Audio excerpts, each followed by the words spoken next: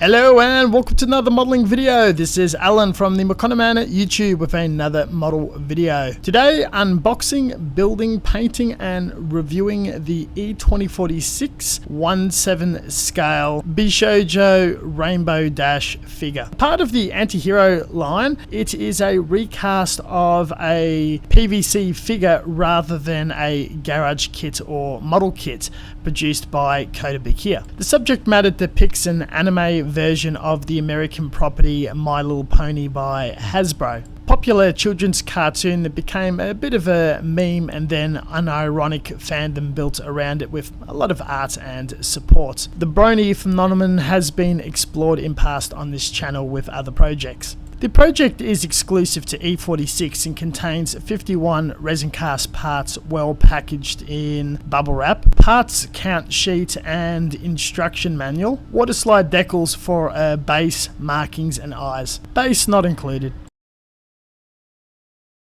The box arrived without any issue or damage. The resin is clear of air bubbles and is of a very soft and high crisp quality. I started immediately by removing the nubs with nippers, which is soft enough to cut through, trim it down with a knife and sand it. All sanding is done with water or wet sanding to prevent dust, which is carcinogenic to breathe in. I've also lubricated abrasive surfaces like files and knives or saws with water. Some detailed parts such as the shorts did have a fine flash which was easy to carve off. Once all parts were cleaned up, I conducted a little bit of a test fit session to see what goes together.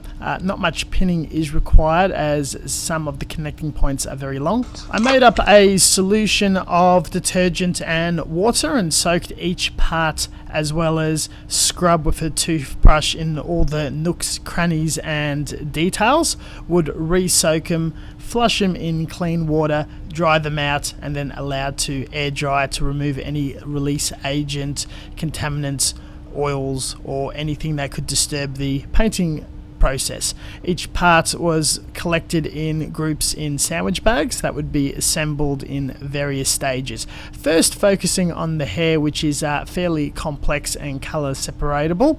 I managed to dry fit to see where it went together, painted it and glued. This was the trickiest process and caused me a lot of grief. Other sections that were more fun, such as the torso, has a cast off ability with very long pegs and slips together very well. I cleaned up the t-shirt and shortened the length to show a bit more flesh. With the mistake I made with the hair follicles being in a different configuration, I may as well make the clothing slightly different. To save on masking, I also had to reach for a bit of hand painting such as the goggles. With the hair collection of parts concluded, I've moved on to painting the torso and flesh parts.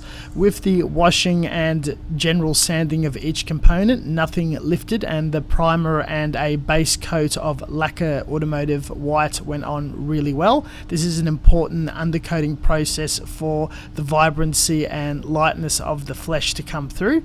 The character is very tanned and this took a bit of experimentation in using a collection of the Mr. Vachela's colours, tan colours and flesh colours to give a darker and more brown tone.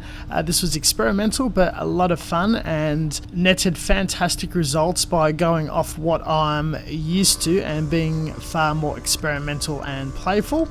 Everything received a matte clear coat to dull down the glossiness. This kit has been extremely challenging and pushed me in a few sections, but it gets easier from this point with clothing and accessories. Some of the items like the white t-shirt was 2-3 tones of a super light grey, a light blue and white in 3 tones to capture the clothing folds. The detail is quite fantastic. More hand painting required for the shoelaces. The water slide decals moved on and were very efficient. It only takes 30 seconds to soak through. Great adhesion and slides without any issue. Painted face and the markings do hold together very well. First time using more large decals. A little mark softener was required to flatten it down among the wrinkles, but gave me no issues whatsoever. Next color grouping is shoes and the hoodie. It doesn't look like it's got much to anchor onto, but it loops through the arms and torso. The hoodie part snaps on the back. A slight amount of light adhesive makes quick work in snapping it all together, and anything that doesn't quite fit right can be softened up a bit with hot water even after painting. The painting process is all lacquers, and again 3 tones of blue. I had to use multiple tones of blue across the hair, the pony itself and the clothing to have a bit of variety, so I lined them all up initially. Again, slight amount of hand painting. They were painted around the creases and folds. With the arm guard, I was originally going to mask that, but it had quite a spongy texture, and that was just hand paint. The jeans was a lot of fun. I do love the look of these short shorts, and spent quite a bit of time choosing the colors of a very dark blue and 2 tones of military blue, which funnily enough pulled off a really convincing denim color. A bit of a black wash, and that gave all the definition required. All parts mounted on skewers were finished and allowed a few weeks to dry, and a final coat of flat clear applied, ready for assembly. Full curing prevents fingerprint chipping and paint damage.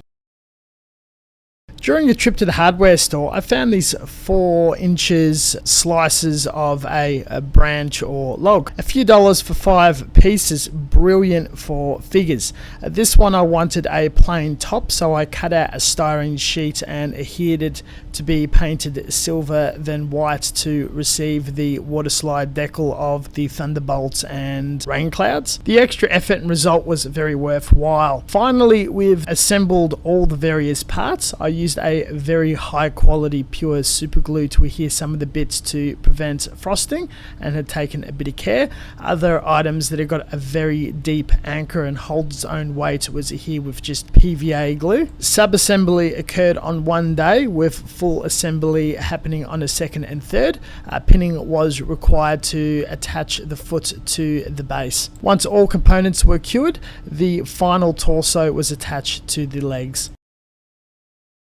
And that's not all. The final cluster of components depicts and builds the pony as per line art from the original animation. The same process of cleaned up, denubbed, washed in water and detergent, dried and assembled with PVA glue. This one had some seams and required polyester putty to fill the sections, as it's all in one color, and sanded the next day after drying. Polyester putty anchors and adheres to resin really well and has quite a smooth surface, though it is very nasty on the fumes. Same process of primer, 3 tones of blue matching the cell art, and a bit of hand painting for the massive eyelashes and eyes. The same decals from the decal sheet, and it pretty much popped as desired. The hair was a bit of a challenge, with each component as per the line art coloured, masked with blue tack, another layer of paint and further masking. This has taken 4 to 5 days to allow each layer to adhere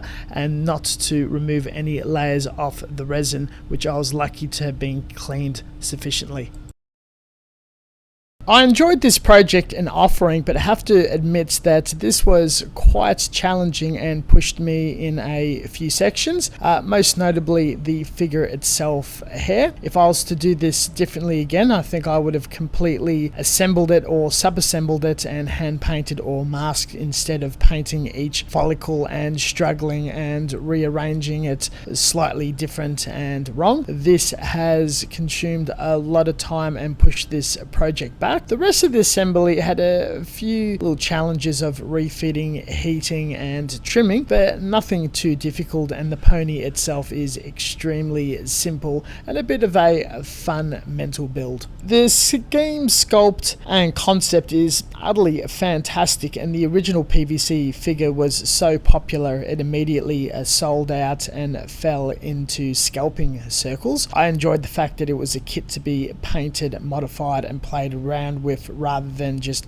buying a toy which I'm no longer into. Besides that, the results I am fairly pleased with. Again, a few aspects I would have done differently and learnt quite a bit and grown as a garage kit modeler with this project. Would recommend it to intermediate modelers with 4 or 5 kits under their belt. Thank you very much for watching, and as always, until next time, stay tuned for further content. Check out the description section for references, links, and happy to answer questions in the comment section below. Catch you guys later.